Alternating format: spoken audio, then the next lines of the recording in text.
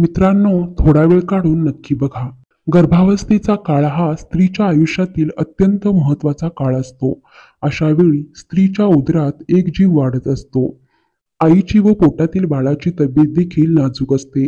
त्यामुळे या परिस्थितीत गरोदर स्त्रियांच्या आरोग्याची काळजी घेणे अत्यंत आवश्यक आहे. गरोदरपणात कुठली काळजी घ्यायला हवी, तसेच गरोदरपणात काय खावे हे जाणून घ्या. नंबर 1. गरोदरपणात तुम्हाला स्वतःच्या तब्येतीविषयी किंवा बाळाच्या वाढीविषयी कुठलीही शंका असल्यास तुमच्या डॉक्टरांशी चर्चा करा. तुमची मासिक पाळी चुकली असेल तर त्वरित डॉक्टरांचा सल्ला घेणे आवश्यक आहे, कारण पहिल्या 3 महिन्यात तब्येत जपणे खूप आवश्यक असते. नंबर 2. गरोदरपणात तुमच्याच आहारावर बाळाची तब्येत व वाढ तसेच तुमचेही आरोग्य अवलंबून असते. म्हणूनच आहारात विविध आरोग्यदायी व पौष्टिक पदार्थांचा समावेश करा. गर्भावस्थेत कुठला आहार घ्यायला हवा याबद्दल आहार तज्ज्ञांशी चर्चा करून तुमचा डाएट प्लॅन बनवून घ्या. नंबर 3. गर्भावस्थेत तुम्ही अन्नाच्या गुणवत्तेकडे व स्वच्छतेकडे विशेष लक्ष दिले पाहिजे व अन्न सेवनाबद्दल जागरूक असले पाहिजे, कारण त्याचा थेट परिणाम तुमच्या बाळाच्या आरोग्यावर होतो.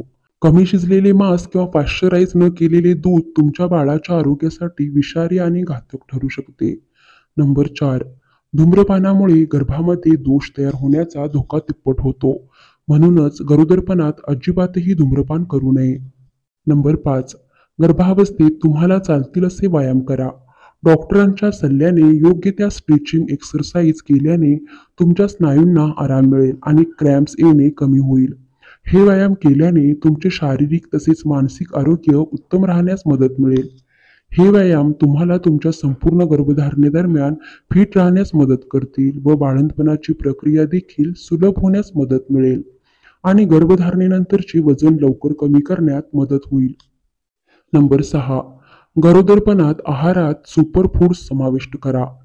Quinoa, broccoli, avocado, blueberry, flax seeds हे पौष्टिक पदार्थ आरोग्यासाठी खूप फायदेशीर आहेत. नंबर 7. दररोज किमान 8 ते 10 ग्लास पाणी प्या. थकवा आणि चक्कर येणे टाळण्यासाठी स्वतःला चांगले हायड्रेटेड ठेवा. नंबर 8. दारूचे व्यसन बाळाच्या आरोग्यासाठी व वाढीसाठी हानिकारक आहे. यामुळे जन्मजात दोष, विकार किंवा गर्भपात देखील होऊ शकतो.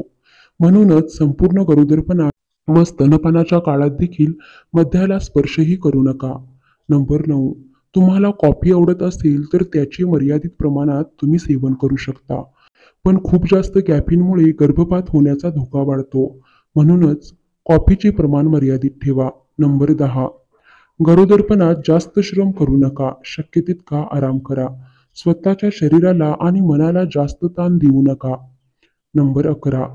सतत आनंदी राहा. आवडत असतील तर पहाटे भक्तिगीते किंवा शांत गाणी ऐका. मित्रांनो, व्हिडिओ आवडल्यास व्हिडिओला लाईक करा, शेअर करा आणि सबस्क्राईब करा. धन्यवाद.